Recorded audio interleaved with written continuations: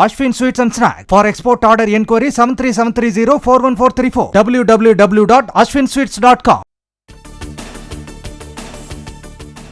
தனக்கென ஒரு வீட்டை கூட கட்டிக்கொள்ளாத நிலையில் ஏழைகளுக்காக 4 கோடிக்கும் அதிகமான வீடுகளை கட்டியுள்ளதை நாடே அறியும்.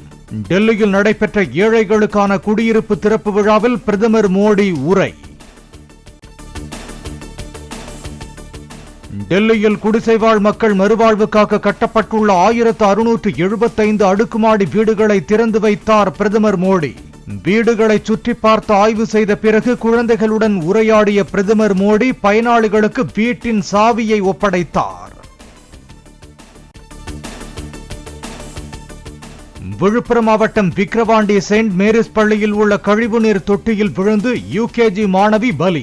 உணவு இடைவேளையின் போது வகுப்பறையிலிருந்து வெளியே வந்தவருக்கு நேர்ந்த பரிதாபம். விக்கிரவாண்டியில் செயின்ட் மேரிஸ் தனியார் பள்ளி கழிவுநீர் தொட்டியில் விழுந்து 4 வயது குழந்தை உயிரிழந்த சம்பவம். பள்ளியின் அலட்சியத்தால் குழந்தை உயிரிழந்ததாக கூறி உறவினர்கள் சாலை மறியல். கழிவுநீர் தொட்டியில் குழந்தை விழுந்தது குறித்து செயின்ட் மேரிஸ் பள்ளி நிர்வாகம் பெற்றோருக்கு தெரிவிக்கவில்லை என உறவினர்கள் குற்றச்சாட்டு. பகல் 1 மணிக்கு வகுப்பறையிலிருந்து வெளியே வந்த குழந்தையை 3 மணி வரை தேடவில்லை என புகார். தரையில் இருந்து உயரமாக உள்ள கழிவுநீர் தொட்டியில் குழந்தை விழுந்தது எப்படி என உறவினர்கள் சரமாரியாக கேள்வி. கழிவுநீர் தொட்டியின் மேல் மூடி புதிதாக உடைக்கப்பட்டிருப்பதோடு தொட்டிக்குள் விழுந்ததாக கூறப்படும் குழந்தையின் உள்ளாடை உலர்ந்திருந்தது எப்படி என்றும் வினா. குழந்தை ஊந்து போச்சுன்னு எங்களுக்கு பேரண்ட்ஸுக்கு சொல்லியிருக்காங்க. இவங்களும் ஊந்து போச்சுன்னு முதல்ல இவங்களுக்கு எப்படி தெரியும்? ஒண்ணு. ரெண்டாவது, ஒரு ஆள் இறங்க முடியாது. ரெண்டாவது, இது உள்ள தூக்கத்துக்கு யாரு அந்த ஆளு வர வைக்கணும். இங்க தூக்கத்துக்கு எந்த அடையாளமே கிடையாது.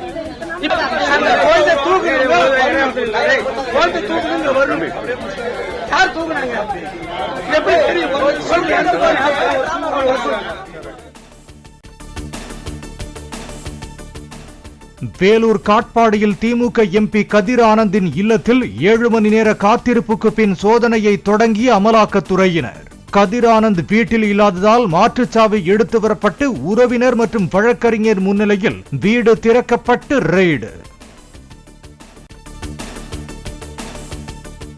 வேலூர் காட்பாடியில் கதிர் ஆனந்திற்கு நெருக்கமான திமுக பிரமுகர் பூஞ்சோலை சீனிவாசனின் வீடு மற்றும் குடோனில் அமலாக்கத்துறை அதிகாரிகள் 9 மணி நேரம் ரெய்டு. பறிமுதல் செய்யப்பட்ட ஆவணங்களை டிராவல் பேக் வைத்து காரில் ஏற்றிச் சென்ற அமலாக்கத்துறை அதிகாரிகள். கோயம்புத்தூர் உப்பிலிப்பாளையம் மேம்பாலத்தில் எல்பிஜி டேங்கர் லாரி ஆக்சில் துண்டாகி கவிழ்ந்து விபத்து. கொச்சியிலிருந்து கோவை வந்த டேங்கர் மீது தண்ணீரை பீச்சி அடித்து வாயு கசிவை கட்டுப்படுத்திய தீயணைப்புத் துறையினர். கோயம்புத்தூர் உப்பிலிப்பாளையத்தில் வாயு கசிவுக்கு காரணமான எல்பிஜி டேங்கர் கிரேன் மூலம் தூக்கி அகற்றம்.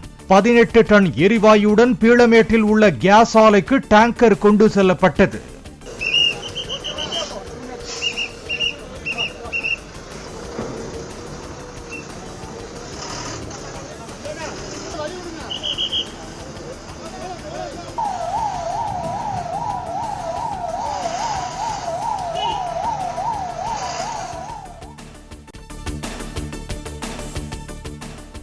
அண்ணா பல்கலைக்கழக மாணவி பாலியல் வன்கொடுமை விவகாரத்தில் நீதி கேட்டு பேரணியாக செல்ல முயன்ற பாஜக மகளிர் அணியினர் மதுரையில் தடுத்து நிறுத்தம். நீதி பேரணி தொடங்கிய சில நிமிடங்களிலேயே கைது செய்யப்பட்ட குஷ்பு உள்ளிட்ட பாஜகவினர் மாலையில் விடுவிப்பு. பாண்டிய மன்னனிடம் நீதி கேட்டு புறப்பட்ட இடமான செல்லத்தம்மன் கோவில் வளாகத்தில் திரண்டு மிளகாய் அரைத்து பாஜக மகளிர் அணியினர் வழிபாடு. நீதி கோரி கார்ச்சிரம்பை வீசி மதுரையை கண்ணகி எரித்து வரலாற்றை நினைவு கூறும் வகையில் சிலம்புகளுடன் போராட்டத்தில் ஈடுபட்ட பாஜக மகளிர் அணியினர். பழனியில் பாஜக மகளிர் அணியினரை கைது செய்து மதுபான கூடத்திற்கு அருகே உள்ள திருமண மண்டபத்தில் அடைத்து வைத்த போலீசார். அனுமதிக்கப்பட்ட நேரத்திற்கு முன்பே மதுபான கூடம் திறந்துள்ளதாக கூறி உள்ளே புகுந்து பாஜகவினர் முழக்கம். வேகமாக வெளியேறிய பணியாளர்கள். கிட்டத்தட்ட காலையில மணி என்ன 9 மணிக்கு நடக்குதா வழக்கம் போல 24 மணி நேரம் பார் செயல்படும். பாருங்க, தமிழ்நாட்டினுடைய அரசாங்கம், காவல்துறை, திமுக அரசாங்கம் பெண்களுக்கு பாதுகாப்பு கொடுக்க துப்பில்ல. இங்க வெளிவிடு பாத்தியா, காலையில 9 மணிக்கு பப்ளிக்கா திறந்து வச்சு கதை நடந்துட்டு இருக்கு. இன்ஸ்பெக்டர் உட்கார்ந்து இருக்காரு வெளியில. 50 போலீஸ், 10 காவல் ஆய்வாளர்கள், டிஎஸ்பி எல்லாம்.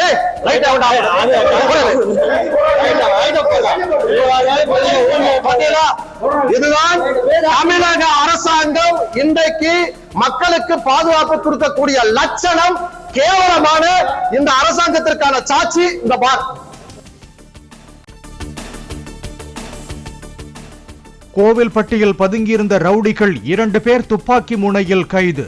ஆரிவாள், கத்தி உள்ளிட்ட ஆயுதங்களும் பறிமுதல். சபரிமலை விமான நிலையத்தை 2569 ஏக்கரில் அமைக்க திட்டமிடப்பட்டுள்ளதாக தகவல். 3,40,000 மரங்கள் வெட்டப்பட வேண்டியிருக்கும் என்று கோட்டயம் மாவட்ட நிர்வாகம் தகவல். கோவையைச் சேர்ந்த லாட்டரி அதிபர் மார்டின் லாட்டரி தொழிலில் ஆண்டுக்கு 15,000 கோடி ரூபாய் அளவுக்கு வர்த்தகம் செய்ததாக அமலாக்கத்துறை விசாரணையில் தகவல்.